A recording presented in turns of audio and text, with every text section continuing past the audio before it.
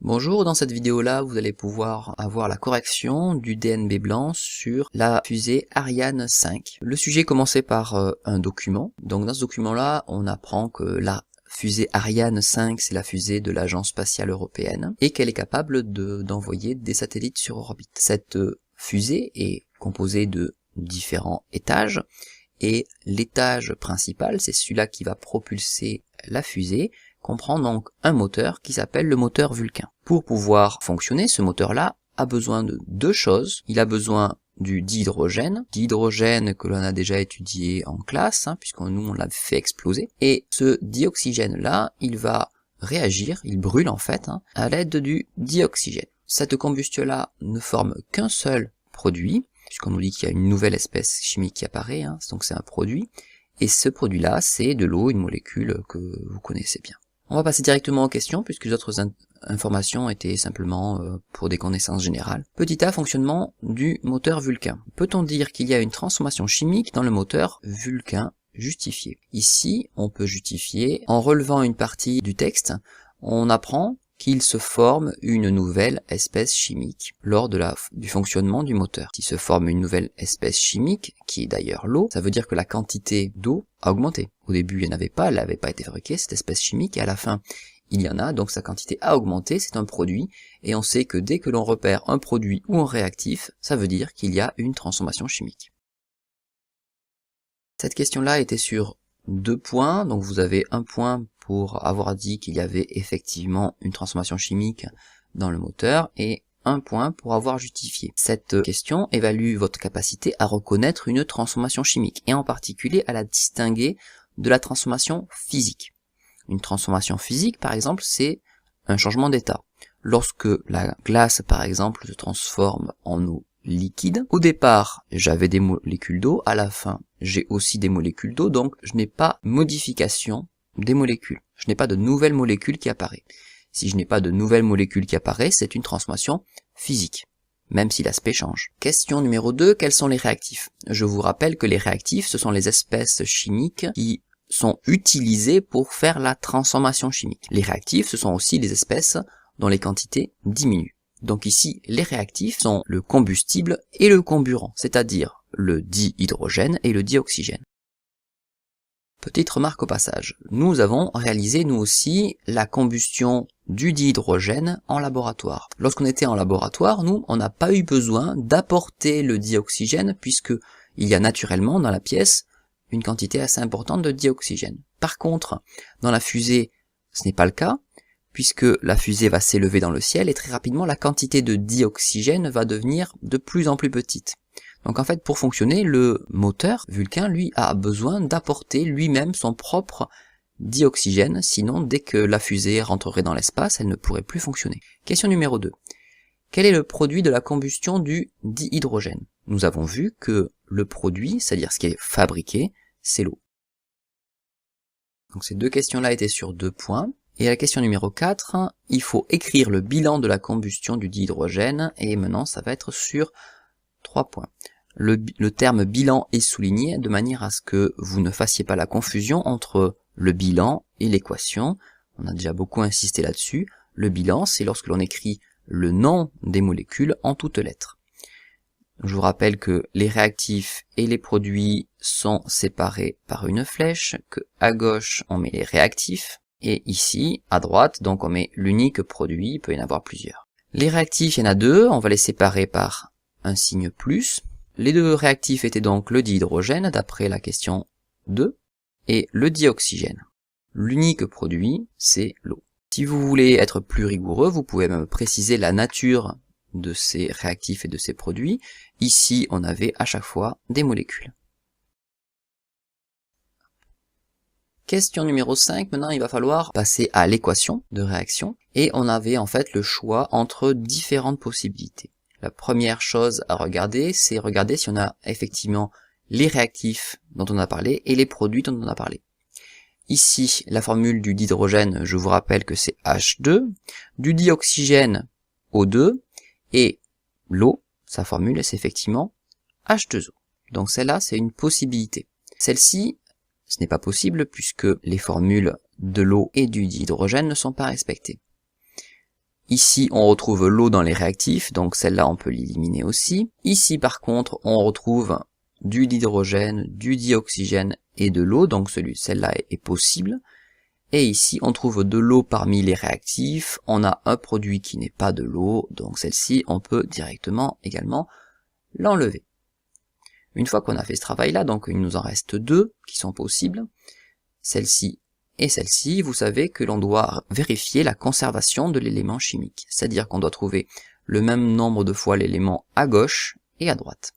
Si je regarde par exemple la première, je vois qu'il y a 2 fois l'élément hydrogène ici, 2 fois l'élément hydrogène à droite aussi. Donc pour l'instant ça paraît équilibré.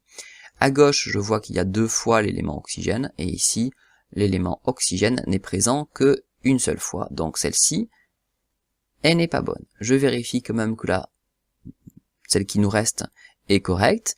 Ici, on a 2 fois une molécule de dihydrogène. Donc ça veut dire qu'on a 2 fois 2 hydrogènes. On a 4 hydrogènes. On a 2 oxygènes. Je regarde de l'autre côté. On a 2 fois la molécule d'eau. Donc on a 2 fois 2, 4 hydrogènes. Et 2 fois 1, c'est-à-dire 2 oxygènes. Ici, on a équilibre des éléments. Donc il fallait cocher cette case-là pour dire quelle était l'équation de la réaction.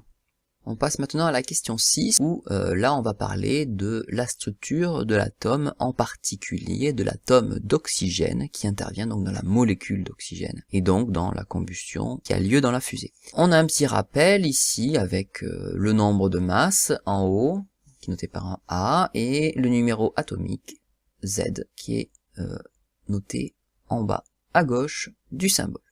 Donc en fait, on avait toute la classification, mais nous, ce qui nous intéressait, c'était surtout l'oxygène, donc ici. Et à l'aide de ça, on devait, en justifiant, donc j'espère que vous avez bien justifié, puisqu'il y avait pas mal de points sur cette question-là, on devait, en le justifiant, dire ce qu'il y avait à l'intérieur de cet atome d'oxygène. Premier point qu'on pouvait analyser, c'est le numéro atomique. Je vous rappelle que le numéro atomique indique le nombre de protons dans le noyau.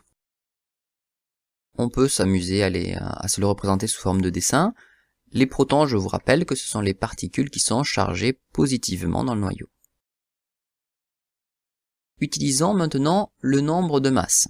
Le nombre de masses indique le nombre total de particules dans le noyau, c'est-à-dire le nombre de protons plus de neutrons. Ainsi, si je veux connaître le nombre de neutrons, je vais ajouter dans le noyau des neutrons jusqu'à avoir au total 16 particules. Pour l'instant, j'en ai 8, il faut donc j'en rajoute 8 pour en avoir au total 16. On va parler donc maintenant de la dernière particule qui est les électrons. On sait qu'un atome est électriquement neutre, ça veut dire qu'il va y avoir autant de charge plus dans le noyau que d'électrons. On sait que dans le noyau il y a 8 charge plus, 8 protons, donc il y a aussi 8 électrons. Donc pour avoir les 4 points et demi, il fallait être capable d'expliquer tout cela dans les lignes qui avaient marqué en dessous. Passons maintenant au dernier exercice. Dans le dernier exercice, on s'intéresse à la transmission d'un signal vers l'espace et, sous-entendu, depuis la Terre. Pour communiquer avec le satellite, un signal électromagnétique est envoyé depuis la surface de la Terre. Ce signal voyage jusqu'au satellite à la vitesse de la lumière, c'est-à-dire c égale à 3 × 10 puissance 8 mètres par seconde. Donc là, c'est quelque chose qu'on avait étudié l'année dernière et que vous avez vu aussi en mathématiques et que vous allez revoir cette année. Dans ce texte, que signifie l'indication m divisé s? Eh bien, je l'ai dit sans vraiment y prêter attention. m/s, ça veut dire mètres par seconde. C'est une unité de vitesse. Deuxième question, on devait être capable de trouver la relation qui lie c, c'est-à-dire la vitesse de propagation, avec la distance parcourue et le temps de propagation. C'est une relation que vous devez normalement connaître. Vous devez connaître que d est égal à t fois v. La distance parcourue, c'est le temps de parcours fois la vitesse. Sauf que ce que vous deviez calculer ici, c'est t, c'est pas d. Donc il va falloir modifier cette relation-là. Sauf que c'est quelque chose qui pose d'habitude problème. Donc on avait vu qu'on pouvait utiliser la même technique que pour modifier la relation U égale R fois I. On avait vu que pour trouver n'importe quel paramètre, on pouvait utiliser une sorte de triangle, comme ceci, que je redessine rapidement. Hein, il n'est pas très joli mon triangle. Et dans ce triangle-là, on mettait les deux termes qui étaient multipliés en bas. Donc T et V. Petite remarque ici, hein, V est appelé C ici. Hein. D'accord? Donc ici, je mets la lettre qui reste, D. Donc si je veux trouver T, hein, c'est D au-dessus de V, donc c'est D divisé par V. Donc en fait, ici, ce sera D divisé par C, puisque la vitesse de propagation est ici appelée C.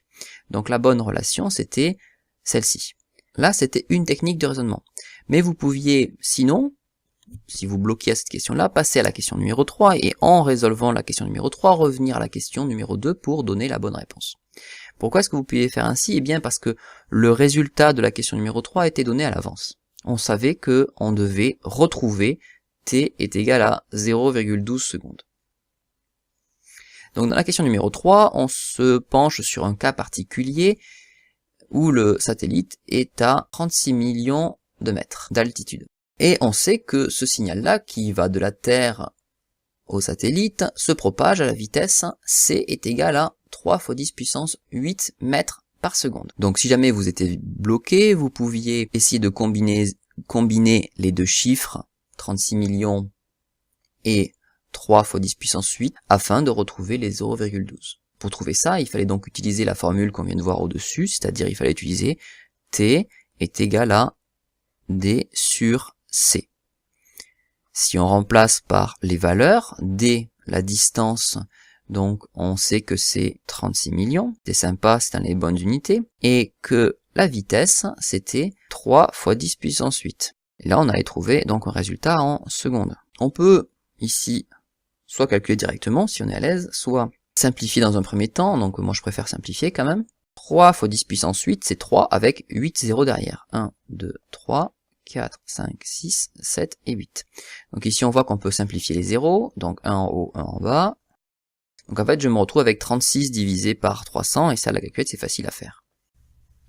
Ici on trouve 0,12 secondes. Je vous rappelle que pour rédiger en détail un calcul, il faut donner dans un premier temps l'expression littérale, c'est-à-dire avec des lettres. Dans un deuxième temps, il faut remplacer par les valeurs, c'est ce qu'on appelle l'application numérique. Dans un troisième temps, donc il faut afficher le résultat avec l'unité. Et dans une dernière étape, dans un quatrième temps, il faut donner une phrase de réponse. Alors c'est quelque chose que l'on peut ressentir réellement, hein. Par exemple lorsqu'on a l'interview d'un journaliste en direct qui se situe aux États-Unis ou en Chine, en tout cas dans un pays éloigné, eh bien on va bien sentir qu'il y a un temps de décalage entre la question posée par le journaliste et la réponse, puisque le signal va mettre un certain temps pour aller jusqu'au satellite, redescendre sur Terre, repartir du journaliste pour aller jusqu'au satellite, puis redescendre sur Terre. Donc on peut avoir parfois jusqu'à 1-2 secondes de décalage entre les deux, ce qui est assez sensible sur une conversation. Et voilà, le sujet est terminé.